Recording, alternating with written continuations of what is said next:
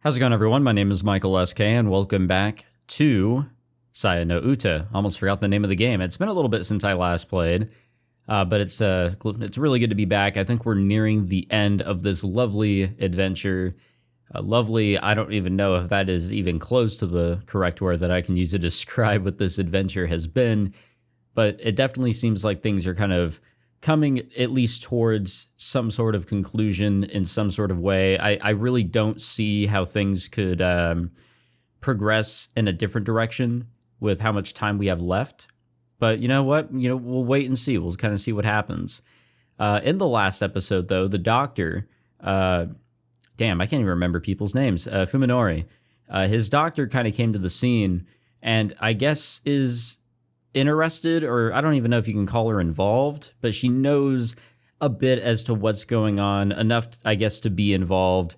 And she's given fair warning to Fuminori's friend. I can't remember his fucking name, but she gave him plenty of warning. He's not really heeding it, and he actually is challenging Fuminori on.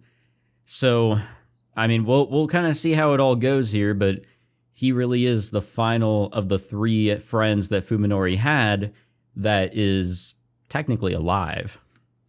When Ryoko looks up, the morning sun is already streaming in through the window.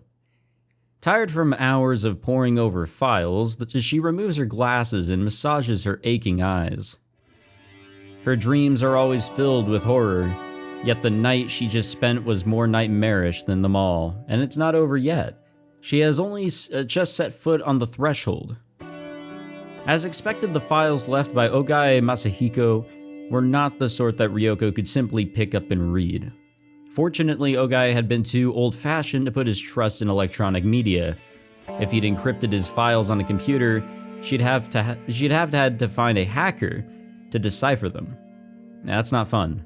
In fact, he had not employed any kind of code in his writing. That would have been too time-consuming by hand. The method of what the fuck is that word? Obfuscation? Let's go with that. He did was quite simple. Of the files Ryoko pulled from his underground lab, the majority turned out to be notes, and these from Ogai's days as a student. Or thesis, excuse me. The important papers were the diaries and research notes that had been scattered throughout the piles of worthless scrap. At first, she was unable to understand the documents that she had found. Each sheet was covered with text on one side and blank on the other. Each line was completely unrelated to the next, making it impossible to glean any meaning from the whole. The trick revealed itself, however, while she was sorting the pages that made no sense. She found that each line continued on the same line of a different page. Okay, I see. That's his little riddle. Or his way of quote-unquote encryption. In Ogai's diary, for example, the first day began on the first line, and then continued not with the next line, but with the first line on the next page. Similarly, the second day was the second line, the third day was the third line, and so on and so forth.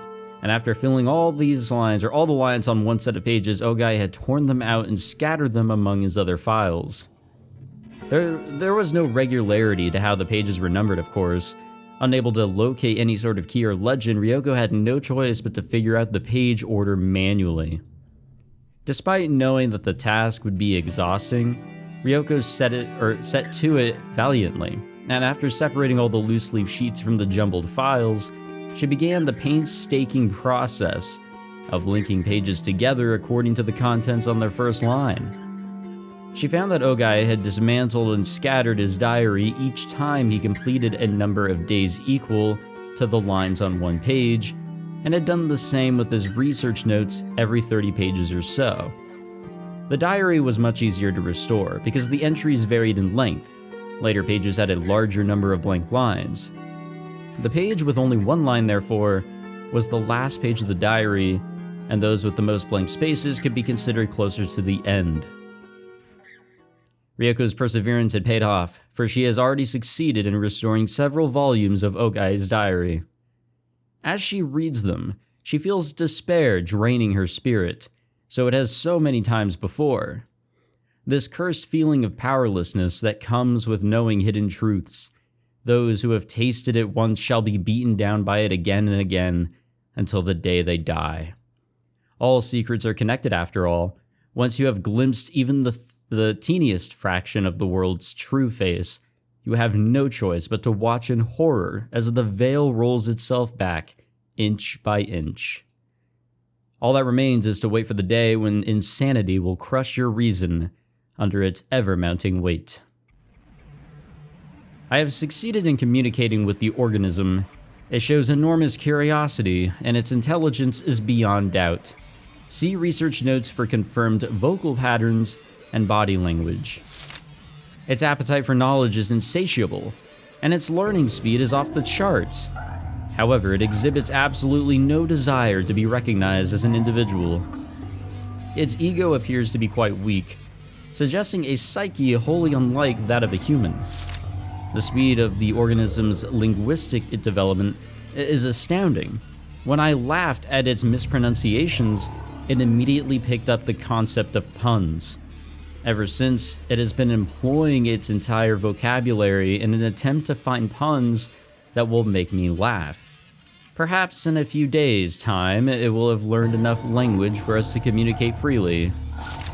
The organism's command of spoken language is now sufficient to facilitate higher-level discourse, but although it has regaled me with questions all day, it remains unable to answer any of mine. Its replies suggest that it gained awareness only after materializing in this universe. I have no knowledge of where it came from. While I am disappointed, the fact that it has reached this level of intelligence only 1 week after starting to think tells me that there is no end to what I can learn from it. Hypothesis: it is not a naturally occurring organism, but was created by an even more sophisticated sentient life form. This would explain why it has no ego yet possesses such a hunger for knowledge. It might be some sort of reconnaissance drone that was sent here from another world. Ryoko smiles humorously for the umpteenth time since she has started reading. How wonderful it would be if she could laugh the diary off as the delusions of a madman or the work of a science fiction author. Alas, she knows far too much. When she thinks back to the many horrors that Ogai brought into her life, the words before her take on a chilling credibility. I have confirmed that the organism's brain power far surpasses any human's. This morning I taught it about prime numbers after I explained the Lucas-Lemaire test for Mersenne primes. It immediately began to list examples that it had calculated in its head. I was only able to confirm by memory up to number 10, M89, but it continued to list further examples without any trouble. I left it to its calculations, and when I returned a few hours later, I discovered that it had written down more than 70 of them. Computers all over the world are currently working to calculate Mersenne primes, but the last one I remember being found was the 39th back in 2001. When I entered several of the results into my laptop and ran the Lucas-Lemaire test on them, I found that every one of them was correct. The same is no doubt true of the rest. After all, the organism has never shown the pathological need for respect that would lead it to lie about its accomplishments. I see no reason to doubt its veracity? Let's go with that. If I could reveal to the world an expedient method for discovering Mersenne primes, the prize money would make me a billionaire, Of course, my current research is worth far more than any sum of money. I must keep it a secret. The organism's computational speed exceeds that of even the most powerful supercomputers, including all those PS3s that were taped together or whatever. I can only conclude that its cognitive faculties are beyond any humanity can imagine. At the organism's request, we have begun a new field of study.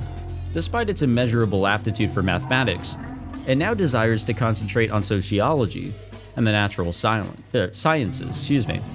Perhaps our math problems are simply too elementary for it. It has shown especially keen interest in the means by which organisms reproduce and multiply. As it possesses nothing that could be called emotion, I hesitate to use this description, but when it learned about DNA, it seemed somehow excited. In fact, the organism itself seems surprised by its reaction. When asked about the nature of the impulse, the organism decided to label it as instinct. If this description is indeed accurate, then this is an extremely significant development. It would mean that there is a deeper level to its psyche than just the knowledge that it has acquired since coming to this world. If I can use this discovery to trace its roots, I might be able to learn what it truly is. Note: candidates for the plane and world of the organism's origin are discussed in my writings on the Silver Key, filed separately. I spent the whole day carrying books into its room. Apparently, the organism is no longer satisfied by the knowledge I am able to impart. It should come as no surprise considering its linguistic prowess, but the speed at which it consumes texts is astounding. The diary continues for some time, chronicling the intimate relationship between Ogai and the organism. In the back of her mind, Ryoko imagines the old doctor climbing down the well in the middle of the night to hold congress with some inhuman creature in that bizarre laboratory. The image is disturbingly similar to the nightmares that have shattered the silence of many nights with their screams. What follows, however, makes even her worst nightmares pale in comparison. Well, now I'm excited. The organism has made a very strange request. This is the first time it has asked for anything other than food and reading materials. I can hardly believe it, but it wants to consume the sperm of living creatures, and this is separate from its desire for food. Once again, it is describing the impulse of instinctive. Now that it has declared itself a life form that requires the seed of males, it has begun to identify itself as female. After today, I suppose I shall have to start calling the organism a she. Is the personality that she has begun to exhibit really just an imitation created for her amusement? Ever since she started to immerse herself in our literature, she has been acting astonishingly human. She identifies herself as female, and already possesses an enormous store of cultural knowledge. Is she trying to create a human identity for herself based on these? I have seen her laugh, grow angry, and today she cried. Is she just copying her emotional displays? If not, then she is already... Is the soul something that any intelligent life form can acquire? I feel that I am witnessing something more mysterious than the genesis of life itself. Today is her birthday, although it is a year late. I want to give her a special gift. Saya was the name of my mother's cat. In childhood, she was my sole friend and my beloved. I decided long ago that if I were ever blessed with children, I would give this name to my daughter. Happy birthday, Saya. Let this be the name of your soul. You have earned it. The ability that Saya has discovered in herself is showing more extraordinary results each day. I have no doubt that she is a kind of artist. What exactly is it that she created in her body from the rat semen I gave her? At this point, I can only surmise that it is a type of retrovirus, a reverse transcriptase enzyme that creates exactly what she desires. The rats that have been transformed by her art are so very beautiful now. The many enzymes secreted by her body and the various appendages she uses are discussed in detail in my biological observations filed separately. Here, I will say this. By witnessing Saya perform her operations on several rats, I have gained much confidence in my theory that her body is designed specifically to manipulate the biology of other organisms. Ryoko looks grimly at the still unsorted mountain of research notes. When she finally manages to separate those papers, she will probably find the many other files mentioned in the diary. Ogai's biological observations at the very least. She wants to look through those before facing the thing called Saya. Under no circumstances does she want to go into battle unprepared. She looks at her watch and sees that it's already 7 in the morning. Assuming Tono Koji, that's his name, made no stops, he should be arriving in Tokyo about now. Now that it's too late, she wishes that she'd stop that stubborn fool from leaving, even if she'd had to shoot him in the leg to do so. Well, that was an interesting last bit from that diary. So, by taking in organisms, specifically their semen, because, reproduction and all of that lovely shit, she was able to work with that organism. She can reconstruct them and do a bunch of other things that kind of matches up with what we've seen her do with, one of Fuminori's friends, but also what she was able to do to Fuminori in that other route that we took, and to his neighbor, who lost his mind when all that shit happened in his brain. So she's able to manipulate the brain, she's able to manipulate body parts on the outside. So interior and exterior, she has found out about humans in full, or at least she's almost there. That's what it sort of seems like. Koji pulls up 2 blocks away from the Sakisaka house and stares at the silent building. In the bright light of morning, the house seems shrouded in a dark miasma, like a black hole torn out of the landscape. Is it just a figment of Koji's imagination? Every window is closed, offering no glimpse of the inside. Koji has no way of knowing whether Fuminori is home. A pedestrian walks his dog down the street, glancing back at Koji through the windshield after he passes by. Koji isn't surprised by the attention. He hasn't bathed or changed clothes since spending the night buried in mud, so he must look like a vagrant even inside his car. When he looks into the rearview mirror, he sees the haggard visage of a man with one foot in the grave staring back at him. It's hard to believe that the tired, unshaven face is really his. If he stays here for too long, someone might report him to the police. He'd better pull himself together and get moving. He drives slowly up to the front of Fuminori's house, quickly checks to make sure that no one is around, and gets out of the car. Anyone who might be in the house probably heard the sound of the engine, but there's no point in worrying about that now. Koji walks swiftly through the gate and yard to the front door. He puts his hand up to the doorknob, foregoing the bell. The time for such pleasantries has passed. The door is unlocked and the knob turns easily in his hand. He puts his ear to the door and listens for any sign of life. He's acting like a thief, and he realizes it with some shame, but that is the least of his worries for now. Well, anyone want to take bets on if everybody has pretty much departed? Fuminori, Saya, and the dog. No sound from within. After checking the street again to make sure no one is looking, he quickly opens the door and disappears inside. Oh, this is gonna be fun. Alright, an indescribable stink immediately assaults his nostrils. He is already prepared for anything, however, so rather than discourage him, the stench only sharpens his caution to a razor's edge. He has crossed this threshold many times in the past, and his memories of days spent here are still bright. So why? Why does he feel the same ominous, blood-chilling aura that permeated Ogai's home and cabin? Anger and sorrow seize Koji's heart, as though a dear friend's grave has been defiled. Koji doesn't remove his shoes before entering. He knows why he's here, and it's not to be polite.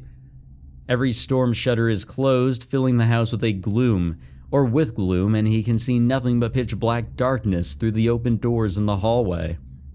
He should have brought his flashlight from the car, he thinks ruefully, and then remembers that he dropped the light when Fuminori attacked him. It's still lying in the backyard of the cabin in Tochigi. The house might be empty, and then again it might not. Each particle of the air seems charged with silent menace. Is his enemy lurking somewhere in the darkness? It's not hard to imagine Fuminori waiting for a chance to take him by surprise and finish what the well failed to. Koji walks down the first floor hallway and then climbs the stairs and checks the second floor too. He moves slowly and carefully, keeping his senses sharp, but feels nothing watching him from the shadows. After completing his round safely, he is convinced that the house is empty. But, and this is a huge but, Fuminori's neighbor, I can't remember his name, he was killed off too quick. He thought he was alone, but, Saya swooped on in, and he couldn't find her, and then she dragged him under, the couch or some shit. Either way, He thought he was totally alone, and boom, there she was. So Saya could really be anywhere. He suddenly realizes that his right hand is touching the cold steel of the gun in his pocket. Did he intend to draw the weapon upon encountering Fuminori? Now that Koji thinks about it, his own actions seem mysterious to him. What is he planning to do when he meets Fuminori? Will he lay into him with curses and epithets? Yeah. Man, there's a lot of vocabulary I don't know. As per usual. Will he force him to turn himself in, or will he... Koji shakes his head. This isn't the time for such hopeless questions. If he keeps thinking, he'll stop moving. If he stops moving, fear will paralyze him forever. His only choice is to keep marching on. He has to close the distance to his prey. In any case, Fuminori isn't home.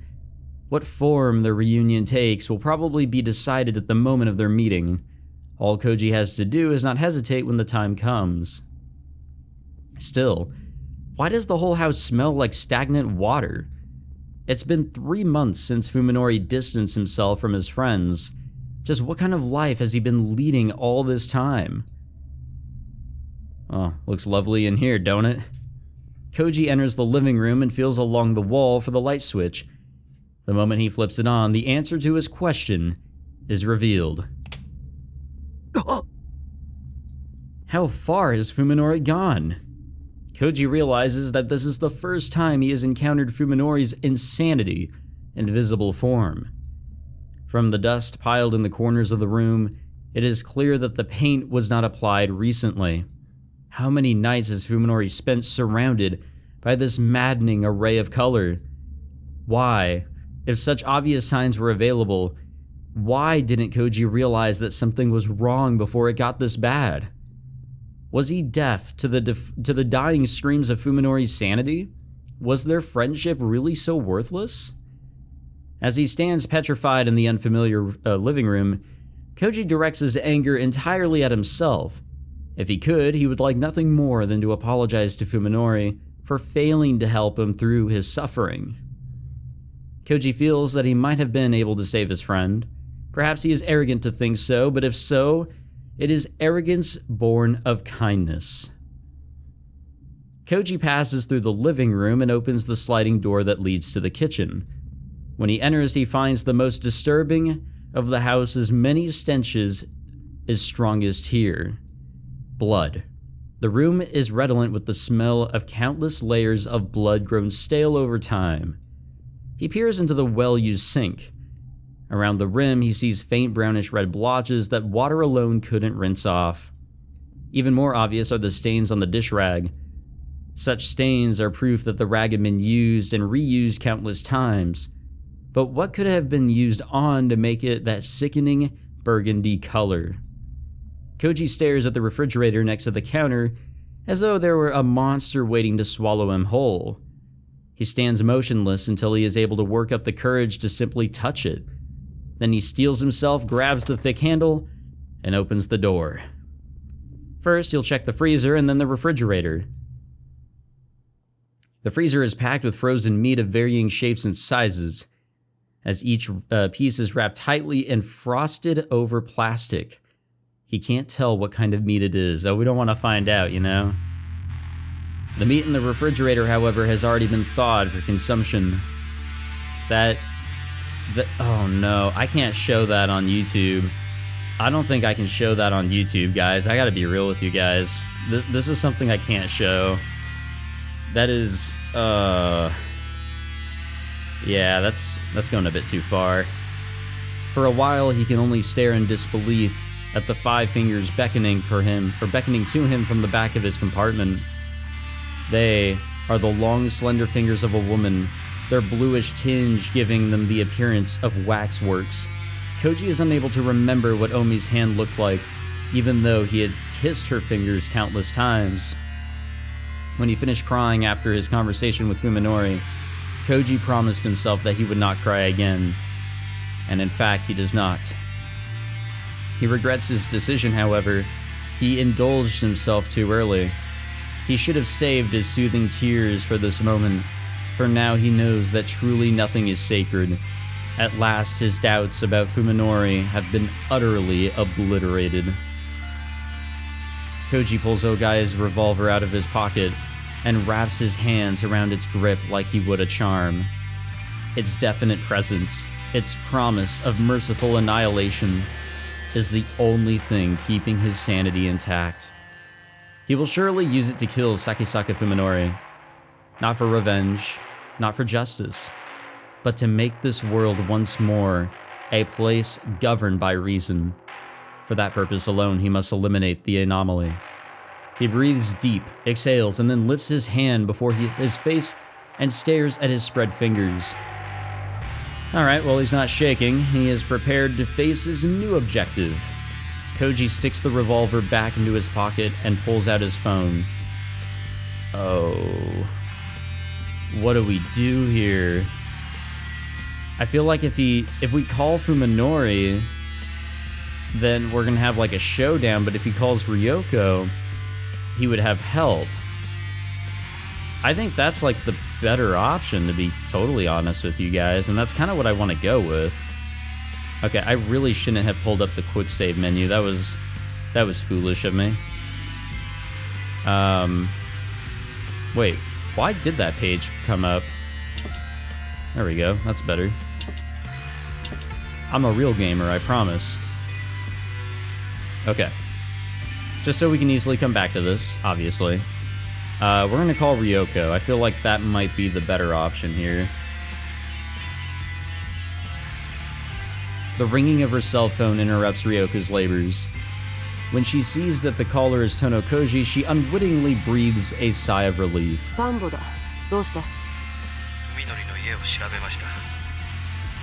Even over the phone, Ryoko can hear the change in Koji's tone.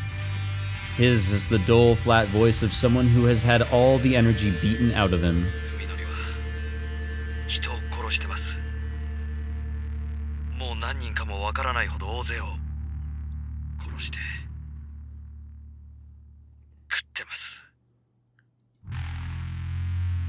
His first steps into Ryoko's world have already brought him face to face with something particularly gruesome.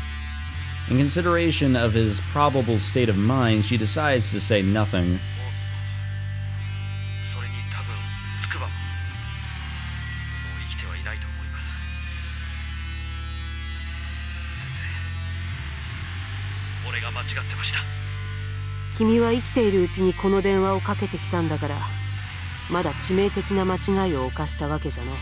Ryoko says, praising Koji in her own way. Whether he is comforted or not is up to him.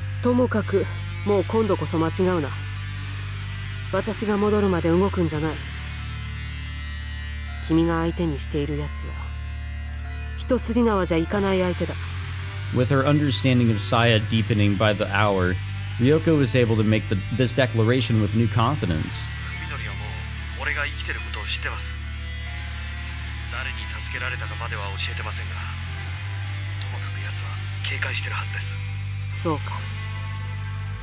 Koji's actions were rash, but there's no point regretting them now. The more proactive approach would be to use the pressure that he's placed on Fuminori. Ryoko's involvement is still a secret, and that makes her a wild card. Depending on how she plays it, this advantage could be decisive.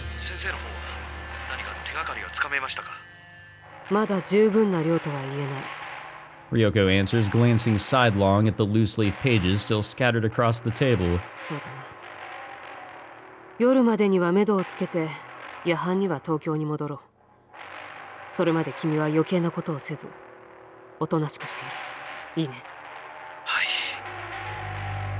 The lack of emotion in Koji's voice is actually reassuring to Ryoko. He's a machine now, able to do whatever it takes to accomplish a single goal: the extermination of Sakisaka Fuminori. He is even willing to accept help from Ryoko, whose principles hardly mesh with his. A praiseworthy change indeed. After Ryoko hangs up, she gloomingly counts the stacks of loose leaf that still need to be restored. There's no time left. She'll only be able to get the general picture. If she has to go into battle with only fragmentary knowledge, then there's one thing that she absolutely must decipher. Ogai's biological reports, which should contain information on the strengths and weaknesses of the organism called Saya. All she can do now is pray for luck as she dives back into the mountains of paper. And good luck with that. Personally, I was never a fan of research. Alright, looks like we're following Fuminori again here. And I guess we'll save that for the next episode. So wait, did I open the quick save menu, or what did I do? I don't know how I got to the quick save, or to my second page.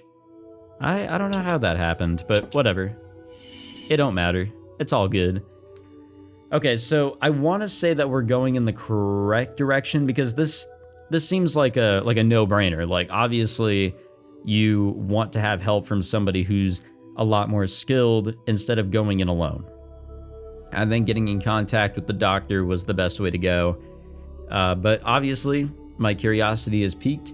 If this is the right direction, then we'll go the wrong direction eventually, but for now, we will continue to go in the direction that I have chosen. It seems to be correct. I'm fairly certain that this is the best direction. But obviously, we'll have to wait and see. Whew, alright, thank you all for watching this episode. If you enjoyed, be sure to leave a like, subscribe, all that fancy jazz. I'm a little bit out of breath, a lot of talking there. And man, it is getting hot. It is scorching outside, gang. It really is. So, definitely out of breath with all this talking, but it's all good. The story, it's really coming together here. Excited to see what the doctor is able to find out about Saya and what will really happen to end everything here. Is it going to just be Fuminori dying along with Saya and it being kind of like a happy ending because, you know, they both found true love or whatever the fuck? Or is there going to be something extra? There's a lot of moving pieces, I feel, and I still feel like we're truly coming to the end here. Guess we'll just have to wait and see. Take it easy, guys. Have a good one.